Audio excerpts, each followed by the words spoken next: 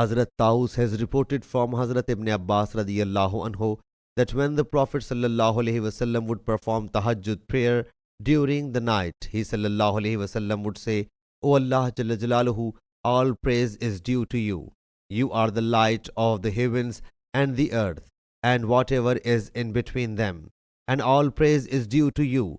You are the sustainer of the heavens and the earth, and whatever is in between them. And all praise is due to you.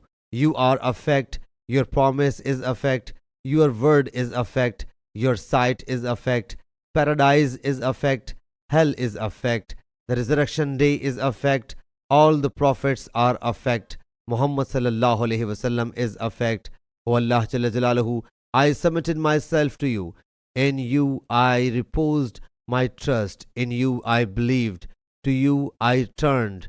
With your support I fought with the enemies.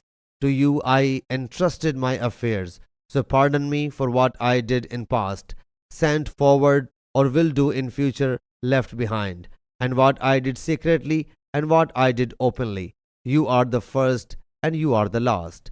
There is no worthy of worship saves you, or there is no God saves you. Sahih Bukhari, Hadith number 6317.